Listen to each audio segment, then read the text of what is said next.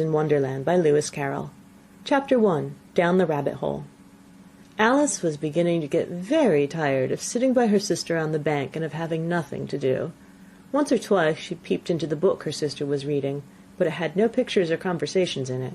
And what's the use of a book, thought Alice, without pictures or conversation?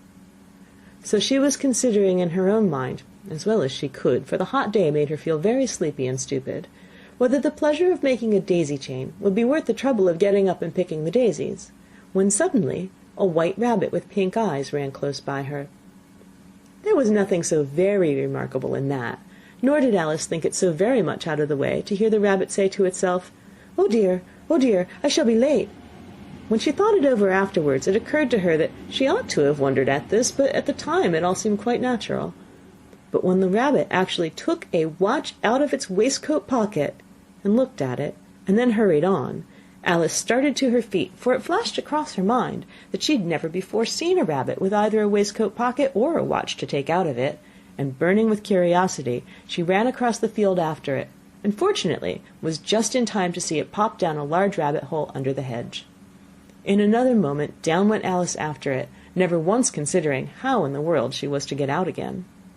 The rabbit hole went straight on like a tunnel for some way, and then dipped suddenly down, so suddenly that Alice had not a moment to think about stopping herself before she found herself falling down a very deep well. Either the well was very deep, or she fell very slowly, for she had plenty of time as she went down to look about her and to wonder what was going to happen next. First she tried to look down and make out what she was coming to, but it was too dark to see anything. Then she looked at the sides of the well, and noticed that they were filled with cupboards and bookshelves. Here and there she saw maps and pictures hung upon pegs. She took down a jar from one of the shelves as she passed. It was labeled orange marmalade, but to her great disappointment it was empty. She did not like to drop the jar for fear of killing somebody, so she managed to put it into one of the cupboards as she fell past it. "Well," thought Alice to herself, "after such a fall as this I shall think nothing of tumbling downstairs. How brave they'll all think me at home! Why, I wouldn't say anything about it even if I fell off the top of a house," which was very likely true. Down, down, down. Would the fall never come to an end? "I wonder how many miles I've fallen by this time," she said aloud. "I must be getting somewhere near the center of the earth. Let me see, that would be 4,000 miles down, I think." For you see, Alice had learnt several things of this sort in her lessons in the schoolroom, and though this was not a very good opportunity for showing off her knowledge, as there was no one to listen to her, still it was good practice to say it over. "Yes, that's about the right distance. But then I wonder what latitude or longitude I've got to." Alice had no idea what latitude was, or longitude either, but thought they were nice grand words to say. Presently she began again. "I wonder if I shall fall right through the earth. How funny it'll seem to come out among the people that walk with their heads downward. The antipathies, I think." She was rather glad there was no one listening this time, as it didn't sound at all the right word. "But I shall have to ask them what the name of the country is, you know. Please, ma'am, is this New Zealand or Australia?" And she tried to curtsy as she spoke. Fancy curtsying as you're falling through the air. Do you think you could manage it? "And what an ignorant little girl she'll think me for asking. No, it'll never do to ask. Perhaps I shall see it written up somewhere." Down, down, down. There was nothing else to do, so Alice soon began talking again. "Dinah'll miss me very much tonight, I should think." Dinah was the cat. "I hope they'll remember her saucer of milk at tea time. Dinah, my dear, I wish you were down here with me. There are no mice in the air, I'm afraid, but you might catch a bat, and that's very like a mouse, you know. But do cats eat bats, I wonder?" And here Alice began to get rather sleepy, and went on saying to herself in a dreamy sort of way, "Do cats eat bats? Do cats eat bats?" And sometimes, "Do bats eat cats?" For you see, as she couldn't answer either question, it didn't much matter which way she put it. She felt that she was dozing off, and had just begun to dream that she was walking hand in hand with Dinah, and saying to her very earnestly, "Now, Dinah, tell me the truth, did you ever eat a bat?" When suddenly, thump, thump, down she came upon a heap of sticks and dry leaves, and the fall was over. Alice was not a bit hurt, and she jumped up on her feet in a moment. She looked up, but it was all dark overhead. Before her was another long passage, and the white rabbit was still in sight, hurrying down it. There was not a moment to be lost. Away went Alice like the wind, and was just in time to hear it say, as it turned a corner, "Oh, my ears and whiskers, how late it's getting!" She was close behind it when she turned the corner, but the rabbit was no longer to be seen. She found herself in a long, low hall, which was lit up by a row of lamps hanging from the roof. There were doors all around the hall, but they were all locked, and when Alice had been all the way down one side and up the other, trying every door, she walked sadly down the middle, wondering how she was ever to get out again. Suddenly she came upon a little three-legged table, all made of solid glass. There was nothing on it except a tiny golden key, and Alice's first thought was that it might belong to one of the doors of the hall. But alas, either the locks were too large or the key was too small, but at any rate it would not open any of them. However, on the second time round she came upon a low curtain she had not noticed before, and behind it was a little door about 15 inches high. She tried the little golden key in the lock, and to her great delight it fitted. Alice opened the door and found it led into a small passage, not much larger than a rat-hole.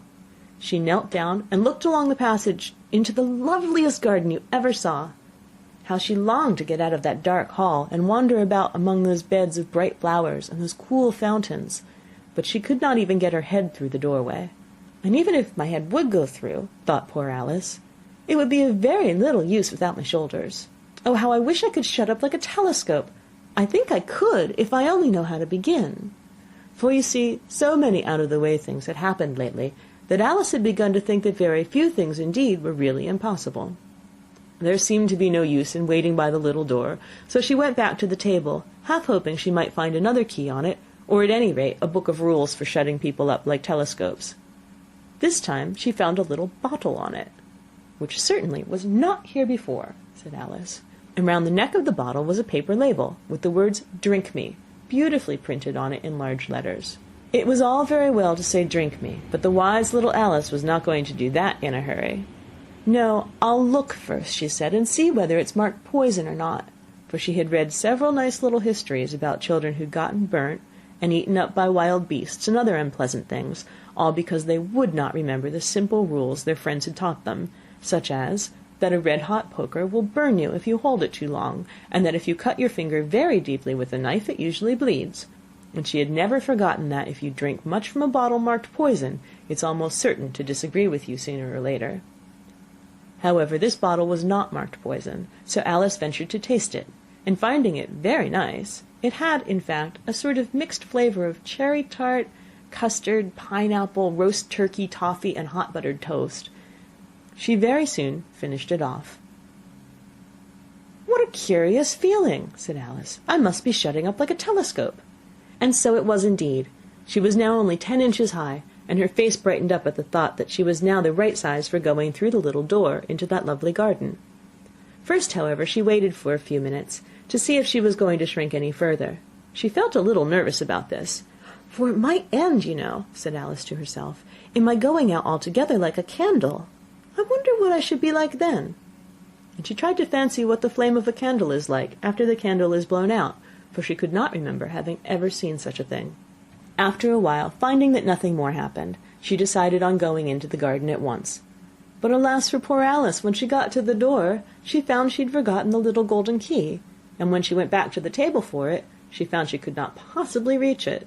She could see it quite plainly through the glass, and she tried her best to climb up one of the legs of the table, but it was too slippery, and when she had tired herself out with trying, the poor little thing sat down and cried.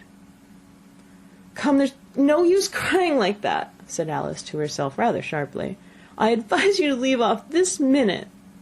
She generally gave herself very good advice, though she very seldom followed it, and sometimes she scolded herself so severely as to bring tears into her eyes. She once remembered trying to box her own ears for having cheated herself in a game of croquet she was playing against herself, for this curious child was fond of pretending to be two people.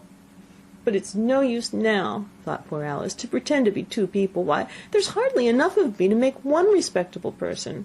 Soon her eye fell on a little glass box that was lying under the table. She opened it, and found in it a very small cake, on which the words "Eat me" were beautifully marked in currants.